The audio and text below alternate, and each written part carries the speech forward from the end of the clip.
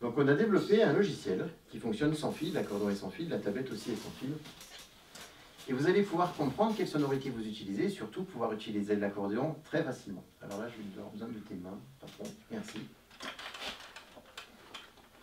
Alors, je vais prendre un registre simple à comprendre. Donc l'accordéon, il a 3 claviers. Un clavier à cordes, un clavier basse, un clavier chant.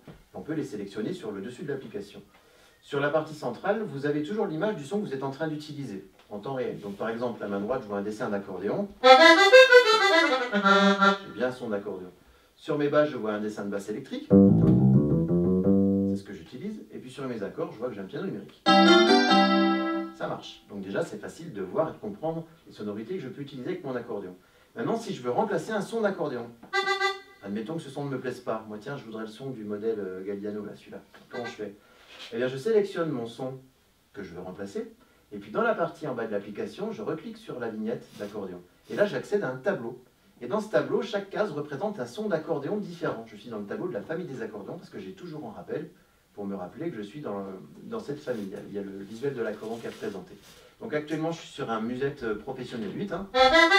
Musette. Si je veux le Céleste Bouvel, tac, il est là. Donc c'est très simple. Si je veux le Céleste Azola, il est là. Et moi, je voulais le SK, là, je voulais celui-ci. Donc j'ai plusieurs pages. Et à chaque fois que je tourne une page avec les flèches en bas, j'ai 10 nouveaux sons d'accordéon qui me sont proposés. J'en ai plus de 50 hein, dans le Millennium, donc j'en ai un paquet. Hop, et puis je vais arriver au SK, tiens, tac, le voilà.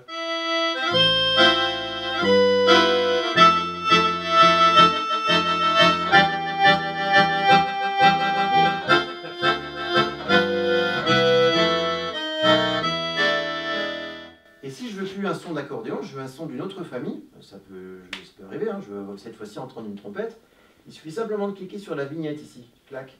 Et la tablette, cette fois, me dit quelle famille d'instruments veux-tu sélectionner. Allez, vas-y, appuie sur la trompette. Et c'est la même chose, sauf que maintenant, je suis dans la famille des trompettes. J'ai le même système de tableau. Chaque case aura un son de trompette différent. La première, la trompette mexicaine ici, très aiguë. J'ai même des trompettes bouchées qui doivent être un petit peu plus loin ici, tiens. Une autre trompette bouchée. Ok, ici je recule, tac, j'ai les trombones.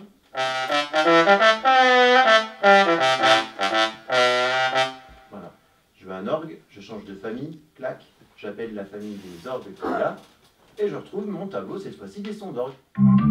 Celui-là. Celui-là. Ok. Alors maintenant on va faire un jeu, je vais me remettre dans la famille des sons d'accordéon. Et puis Guy, il va vous faire voir un petit peu de plus près si vous voulez vous amuser à changer de son. Attends, je vais peut-être me mettre sur une banque à gauche accordéon parce que ça sera plus simple pour écouter. Allez, vous allez voir qu'en temps réel, on fait des changements sans latence, sans rien du tout.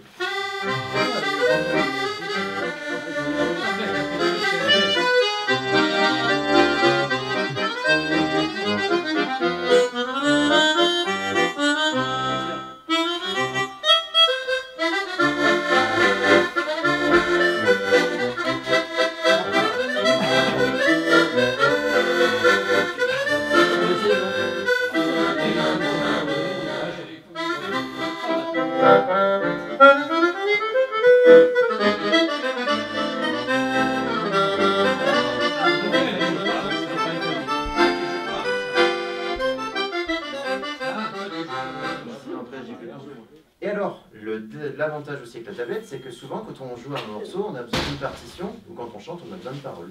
Donc elle va pouvoir jouer ce rôle. On va profiter de cette surface pour vous afficher éventuellement les partitions, ou les paroles, ou les grilles d'accords, ou tout document, ce que vous voudrez, dont vous aurez besoin. Donc une fois qu'on a associé une partition, par exemple, là, c'est Passion, quand je vais appuyer sur lecture, regardez, automatiquement la tablette va me sortir la partition. Ouais, mais... Ça, c'est pas pour moi.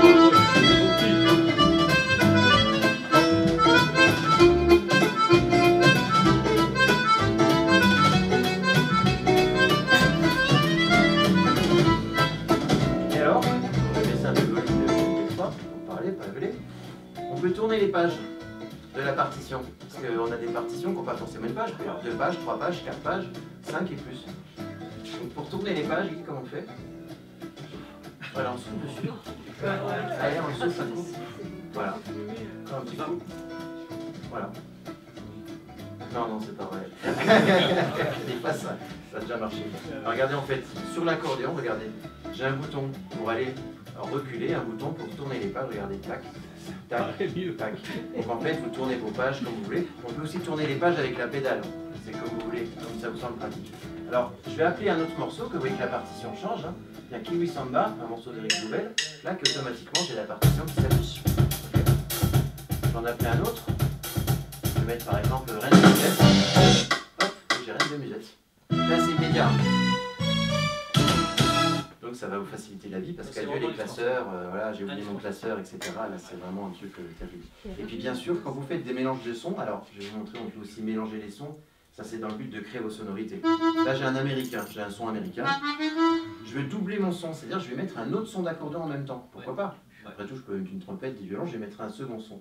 Vous avez des cases plus. Les cases plus, ça veut dire que c'est des emplacements disponibles pour éventuellement ajouter un son. On n'est pas obligé, mais on a de la place pour en mettre d'autres. Donc vous pouvez mettre 4 sons main droite, 4 sons sur vos basses et 4 sons sur vos accords. Et la manipulation est la même. Si vous savez mettre un son supplémentaire main droite, vous saurez le mettre partout et plusieurs fois. Donc je sélectionne un emplacement vide pour ajouter un nouveau son. Et comme tout à l'heure, je clique en bas sur la case plus. La tablette me demande de choisir la famille d'instruments que je veux rajouter. Je vais mettre un autre son d'accordéon. Et puis je vais utiliser, tiens, un musette, celui-là, pourquoi pas. On crée des accordéons.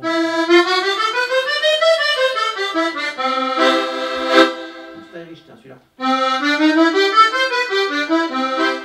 Quand je reviens sur ma page principale ici, je vois que j'ai deux accordéons qui fonctionnent. Le Stylish et l'américain que j'avais au départ. Alors après, je peux par exemple diminuer un petit peu le volume du Stylish. Je vais baisser son volume ici. Je peux le couper complètement aussi pour me rappeler du premier, ce que ça faisait. Je remets le Stylish. Attends, j'ai mal appuyé, tac. Etc., etc. Et quand le son vous plaît, vous cliquez ici, vous appuyez là. Pas ça. Et tac, et c'est enregistré directement dans l'accordéon. Donc il vous suffira de vous replacer sur le registre sur lequel vous étiez pour retrouver vos réglages de volume, de son, etc., etc.